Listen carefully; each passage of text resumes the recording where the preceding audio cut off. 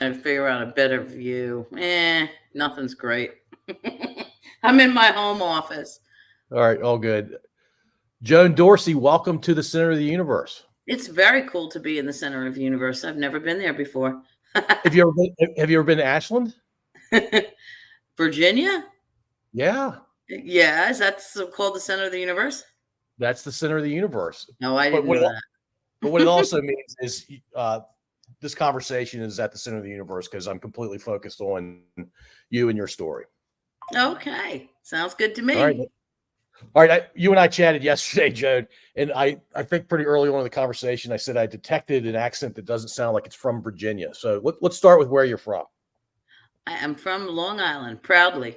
Is there anybody About, from Long Island that's not well, let's see. proud? It's about a 20-minute public bus ride from Jones Beach. Okay. All right. Nice. Well, Long Island's huge, right? People don't realize how big it is.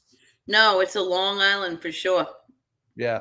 Hmm. I guess it's not. I guess north to south, it's not that massive, but it's a really long island, and hence the Yeah. name. No, north to south can be driven in about 50 minutes, depending on traffic. But east to west, you'd take about 3 hours. That's wild. Yeah. Yeah. Yeah, it takes a Crazy. while, especially in the summer. Don't go to the Hamptons. Woo! Well, I don't think I can afford the Hamptons, right? Well, used to be nothing but farms when I was growing up. Yeah, but it's now all these giant houses, right? Oh, yeah. It was nothing out there. That's wild. Except for some fun bars when I was, in my late teens, and the drinking age was 18.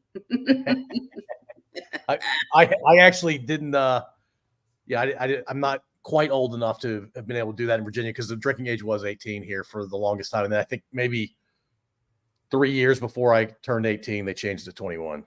They changed it to 21 1 month after I turned 18. So were you grandmothered in? No. Oh, so you had it for a month and you lost it. Yes. Wow, that's quite upsetting. That's the worst scenario. It was horrible. You got a month of it, and then it was taken away for the next 2 years, 11 months. That's right. Wow. All right, Joan, what brought you to Virginia? Let's see. It was my husband's job. Okay. He lost his job in New York, so he got one where he could live anywhere in the country. So, and you guys chose here? Well, I had my brother, who's still here. We used to come visit him as when I was a kid, and he lived in North Carolina, and he's my older brother. And he lived in Virginia. He lived in Midlothian, and we used to come down with our kids and visit, and we liked it. So we said, why don't we go to Midlothian? We got to get out of New York. It was just too expensive to raise a family. So I imagine that's one thing you liked about Central Virginia is it's a lot cheaper than New York. What else did you like about it? I just thought it was a nice place to raise kids. It was just more, it wasn't at that time, certainly is busier now. And there's a lot more New Yorkers here. But at that time, it's 1999, there wasn't a lot here. None of this building was here. It was just, traffic was lighter. It was just seemed like a simpler life. Yeah, imagine being me as a kid growing up in the 70s and 80s. You want to talk about farmland. Yeah, I remember where there were a bunch of farms and now there are a bunch of buildings. Exactly. I mean, I remember I lived in Walton Park. It was just a nice, our house was $132,000. We thought we died and went to heaven. I mean, and they told me I bought an old house. It was built in 1977. I'm like, old? You don't know what old is. I came out of one that was built in 1921. Well, 130 plus thousand. What does that get you in New York back then? Not much, right? Nothing. It got you nothing. Yeah. It got you nothing. Even back then, yeah. Yeah, no. Wow. All right, cool. So tell me how you and Laura know each other. And I'll mention again real quickly that Laura and I are business partners at Perfect Spaces Home Staging. And she said, after you talk to me on your podcast, you've got to talk to Joan. So how do you guys know each other? We met when I had my own company and she was doing staging. And we got connected through somebody. And I said, I'll have her, I'll try her out because she was staging. And she staged a couple of my houses and then she became my go-to. That was when I was kind of actively selling and buying much more than I am now.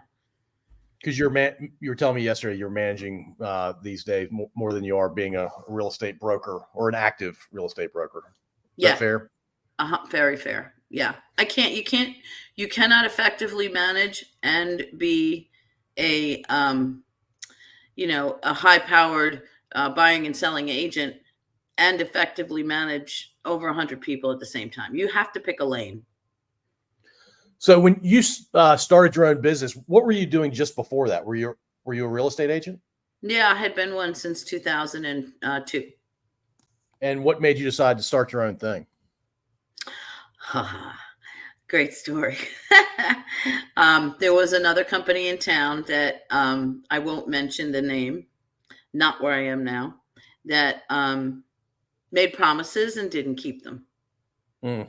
And I knew the lane I wanted to be in, which was being a managing broker. And so I said, in my New York way, can I like say things on this podcast like hell and stuff? Sure. Yes.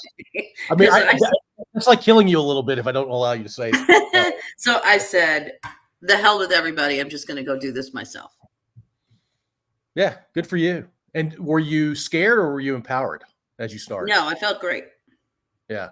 Was it hard at the beginning? You know what? It was probably what people had told me then was probably the worst time to open a company, because it was, when the market went to hell in a handbasket, and it was 2008, 9, 10, 11.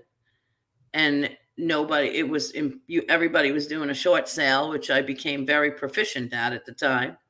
And there wasn't a lot going on in buying and selling real estate. So I actually looked at it as, well, I'm not going to do a lot of buying and selling necessarily, but I have time to learn how to be in this position and do what I can. I had a few, I didn't have any agents that came with me. It was just me and my business partner at the time.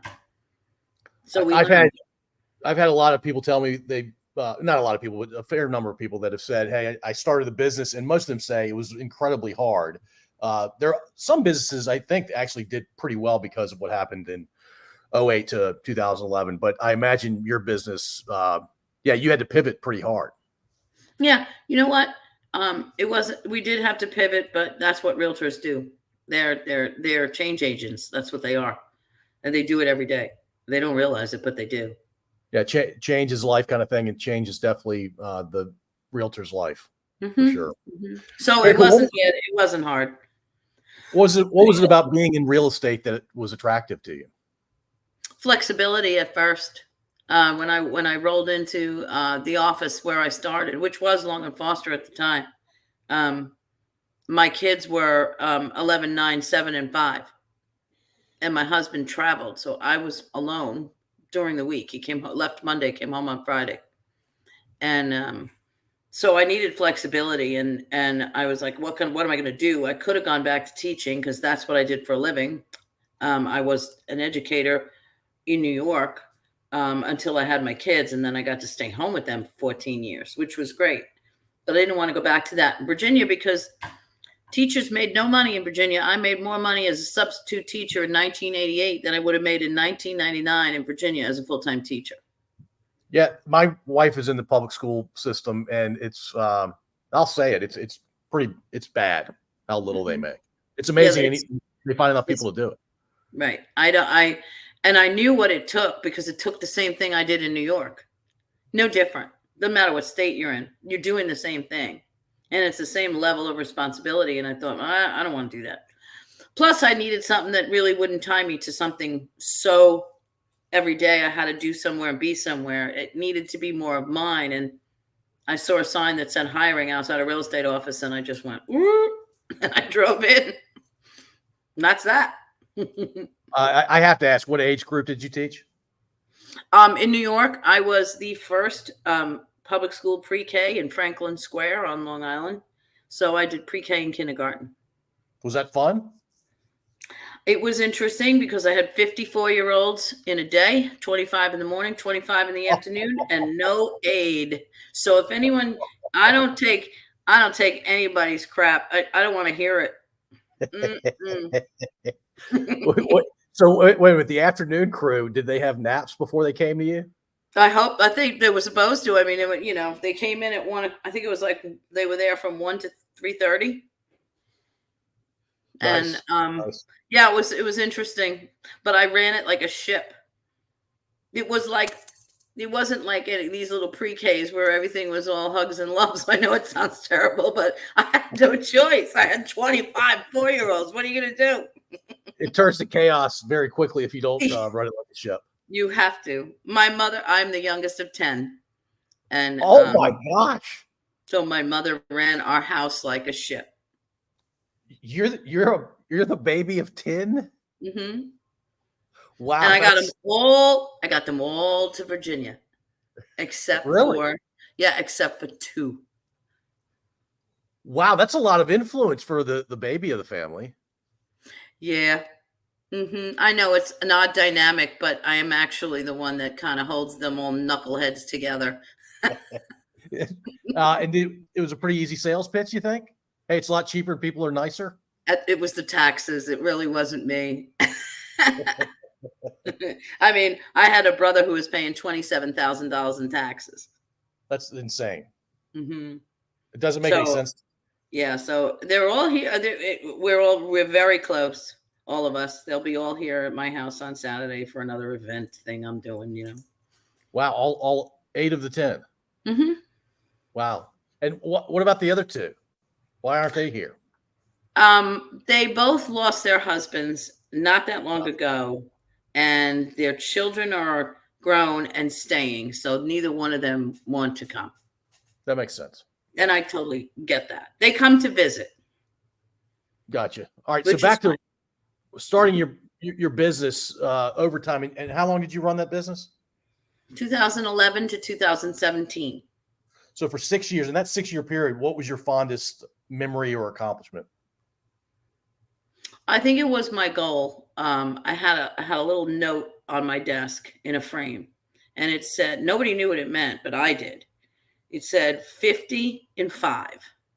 And it meant that I would recruit and have 50 agents within the first 5 years.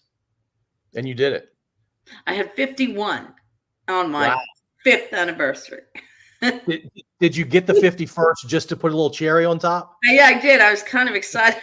I kind of like hogtied somebody and said, "You have to." That's awesome. Yeah, it was pretty cool. I mean, that's almost at 1 a month. I never thought about it like that. I mean, yeah, it's very head down, very focused on what my goals were, and then the goals of each agent as I brought them on. Yeah, and it worked out. We'll talk about the transition from entrepreneur into a managing broker.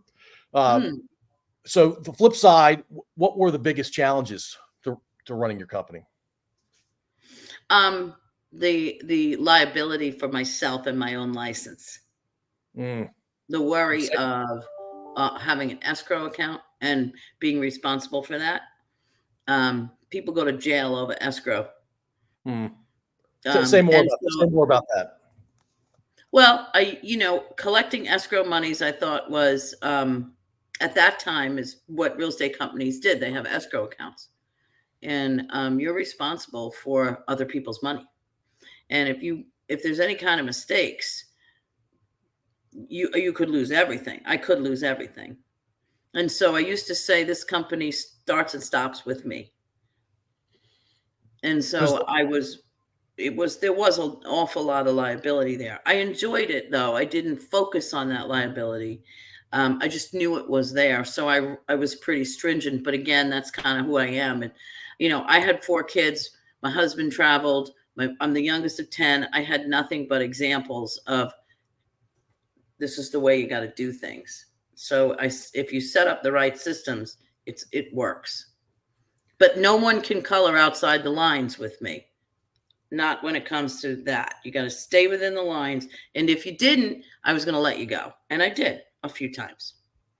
Yeah, I mean, it's part of running a business, right? Mm-hmm.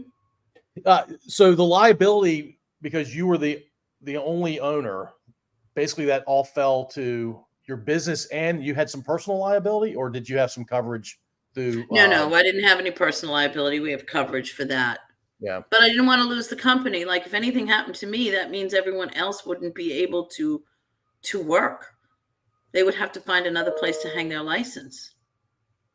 Yeah, I'm learning a ton about it. All right, can we talk about staging for a second? Since you and Laura worked together a handful of times, are you a fan of staging? Oh, absolutely. Yeah, my belief is it helps sell the house faster, and you can get a bigger price, a higher price for it. I think that's really important. I think there's two levels to staging. Like either you bring in somebody like Laura as a consultant, depending on the client. They might have their own things, and then you can bring Laura in as a consultant so she can say, okay, move this here, put this here, paint this, that kind of thing. Or if you need a house, you really need it to be staged, then, you come in with the furniture and everything else. I think it's great to have both aspects, but it depends on the client and the seller and the situation that they're in. Yeah. Vacant homes totally should be staged. Yeah.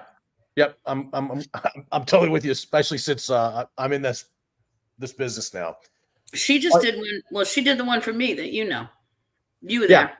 that's right. That's right. Mm-hmm. And that sold in a day. Yeah, her eye is amazing.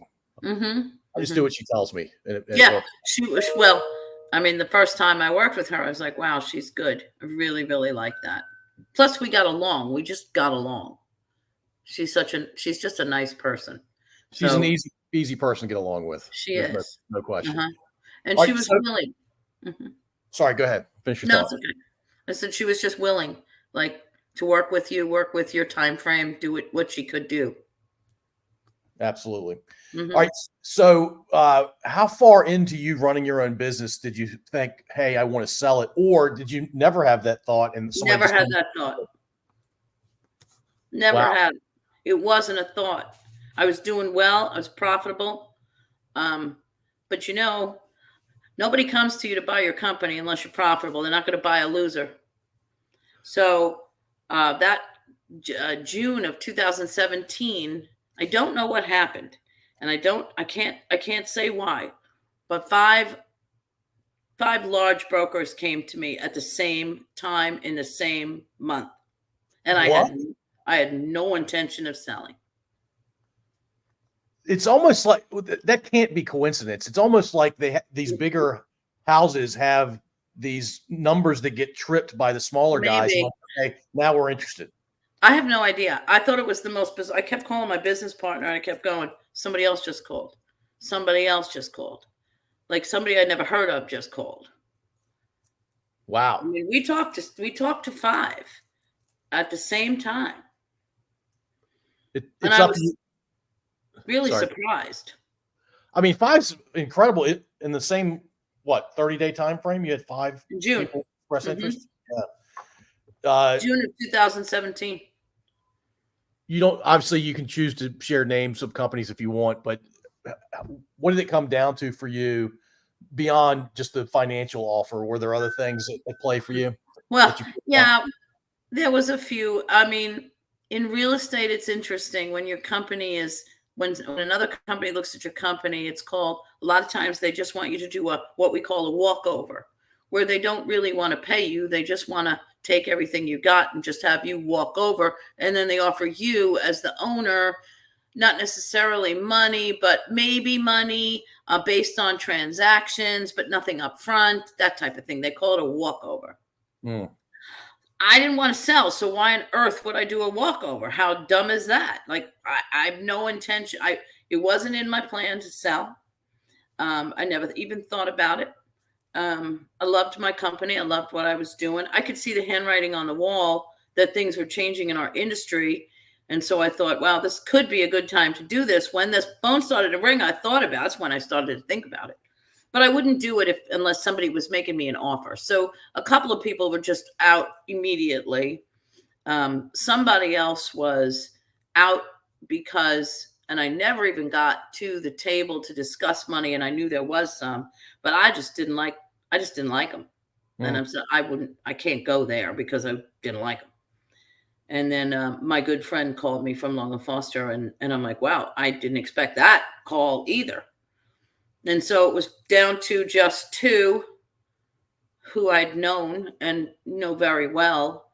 And it came down to what I thought my agents could be offered, what kind of a better condition they could be given if they were to walk over with me, if they were to come over. Because they didn't have to. That was total, they're independent. Did all of them come over? No, I had a couple, about 17, one of my agents who I love to death to this day, and we have lunch like every other month. He left me and opened his own company at the time. So he left with 17, and then the rest of them came with me. Okay. But I've helped. There's quite a few that started with me that now own their own companies. And I talk to them all the time, and I'm proud of them. And I help them, and they still call me for advice. I love them all. And they left and started their own companies, and I'm pretty impressed by that. Well, and I just met you yesterday, Joan, and it was a phone conversation. We're seeing each other tonight for the first time. Mm-hmm. I have the impression. Yeah, don't be scared. I'm not scared. Oh my God. My wife's from Jersey. I'm not afraid of you. But we were talking about you being the president of Richmond Association of Realtors, and I said, "Oh, how much does that pay?" Kind of in a flippant way. I assume you're making something, but no, it's actually a voluntary position, and you do it because you love helping other people. Is that fair? Mm-hmm. Tell me more about other the success of other agents. That's why I love when people that worked with me wound up leaving and opening their own businesses, and not just a real estate business, but a whole entire company. It's pretty cool. Yeah. So is that what RAR does? It trains and educates realtors? Is that effectively what it does? No, not to open their own companies necessarily. Part of it is to do a leadership if they want to. But the other part of it is just to educate and train the agents on the general industry, and to just support them any way they can with their offerings of classes, with their tools, with their, anything that the MLS can offer or the association can offer. Mostly the association in terms of networking abilities and education and training. So does RAR have a relationship or an affiliation with the National Association of Realtors? Mm-hmm. Yeah, we have a 3-way agreement. Mm-hmm. It's between the state, the national, and the local. Okay. So you're the president of the local, which is for this area. I mean, that's the entire Central Virginia region, right? Yeah. Mm-hmm. Okay, yeah. Cool. Are you ready to transition to talk about family? Sure. Whatever you want. I'm fascinated by the 10 siblings in your family, 9 siblings plus you. How many boys and how many girls? Are you ready? Yeah, how many? 5 and 5. Oh my gosh. Did it go boy, girl throughout? No, it went boy, girl. Really? Yeah, there was only one boy born in the middle of the girls. Oh my gosh. Mm-hmm. Is he okay? Is that brother okay? Yes. He owns I'll give him a little plug if I'm allowed to. He owns Kitchen Doctors in Midlothian. Oh, cool. Which my son is about to buy from him. What does Kitchen Doctors do? They do new kitchens, kitchen redesign, cabinets, counters, whatever you need.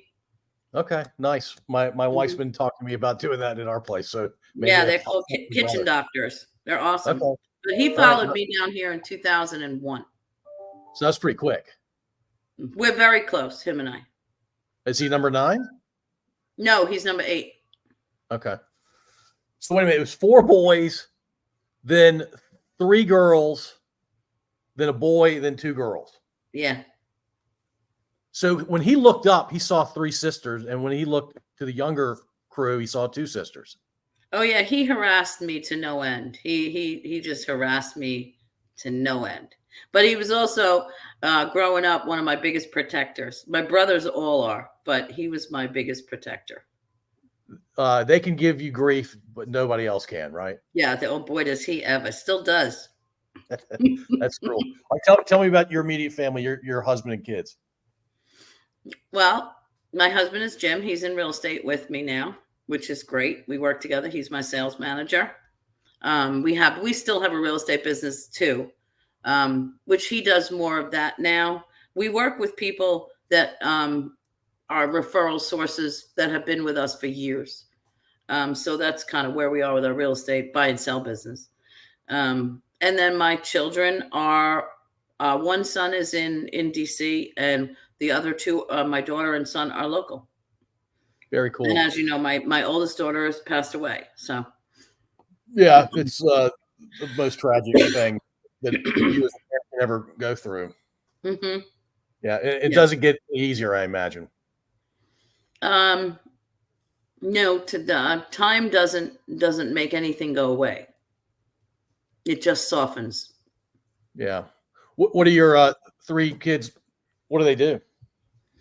My daughter is the director of trauma and burn for Chippenham Hospital. My son is an attorney in DC doing white collar crime. And my other son is about to buy my brother's business. So your daughter, is she a doctor or is she an administrator? No, she wasn't. She's an RN, but she has been promoted several times. She's been promoted again. I can't say it because it hasn't been made public yet, but she will now be a director for all of HCA's capital division. So she'll be in charge of 8 hospitals. Wow. And she's only 31. That's wild. I'm very proud of her. It sounds my children are driven. It sounds like they're all successful and doing well. They're pretty driven. They knew what they wanted. Well, and it's funny. You said you're a close-knit family, and we talked about Richmond as part of that conversation. And I assumed it was your family loves Richmond, and you said very politely, you're like, no, we love each other. We just happen to be in Richmond. Exactly. It wouldn't matter where we were. No, my children and my daughter, her husband went to Virginia Tech and she went to Longwood. And of course she would go to the Tech football games, but she would be the oddball and take her nursing books into the stadium so she could study. Wait a minute. Wait, she was studying while they were playing Enter Sandman as the team ran on the field? Yes, she was. Her husband could not believe that she would do that. My son, who's an attorney, there's not one piece of social media you will ever find with him on it. Yeah, he's probably better off for that. He never wanted it because he told me he knew what he wanted to do with his life. I'm sure he's not done yet. He's not just going to stop at being an attorney. I have a feeling. And he doesn't want it. He said, Mom, the last thing I'm going to need is someone to find me with a red Solo cup. I'm like, okay, Tom, okay. I'm not questioning, whatever. Totally not like their mother. I was out partying every single night. I mean, if you're not going to have fun, what's the point? No, I met my husband in a bar. Come on. But given the time frame, you met him up in New York. That's yes, where y'all met. 36 years ago. Is he from Long Island as well? No, he was from Westchester in the Bronx area, up that way. Yeah, gotcha. Okay, cool. So you mentioned how tight-knit you are. I didn't realize it extended to your siblings as well.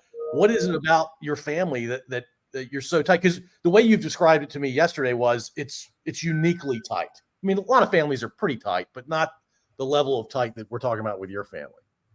Well, I know that the loss of my daughter had a lot to do with the tightness of my children and us now. But we always were, but it became something different. They were in high school. My daughter was first year of college when she passed. And so it kind of changed their idea of how things should be and what's more important. And I think they learned that through that process, which is really kind of it's hard to say, but it was a very positive outcome to a very bad situation.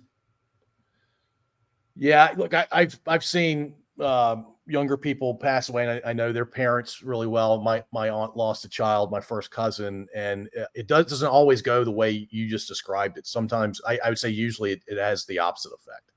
Well, the divorce rate is very high under when you lose a child. 80, Yeah, it's almost 80%. yeah. But my husband and I became closer. Not that we weren't, but we just decided, I think we all decided that it was so much more important to just always be together. My mother always told us, because there was 10 of us, it was like, I didn't need any friends. I had tons. They lived with me. I What? mean, I was always something to do, somewhere to go, somebody to hang out with, always. And as the youngest, I got to see a plethora of things. So, It was, so what's the age gap between the oldest and you? my brother is, what is my brother? 74, and I'm 59. Okay. So that's wow. Every year and a half, another kid's coming. Good Catholics. Oh man. Yeah. Are you a bad Catholic if you only have like 2 or 3 kids? No, not anymore. All right, Joan, last question. What do you like to do for fun? Well, in the summertime, I like to be outside, constantly outside. I'm not an athlete. What I love to do for fun is shop. But I love to be outside by my pool, always outside. Is there something about the water that's relaxing for you? Mm-hmm. I think Yeah. so. But I do like to just, I'm constantly, I guess because of my family, I'm constantly around people, constantly. Tomorrow It's a good night's thing. another thing, and then Saturdays everyone's coming here. It's like just always around people. Well, you get, One day I a imagine week. One day a one week day a is week. just me and my husband. That's a good thing. I think that's really important, actually. Mm-hmm. Really important. Mm-hmm. You seem like a person who gets a lot of energy from other people. I do. Yeah. Yeah, That's it's a all. good thing I do what I do for a living.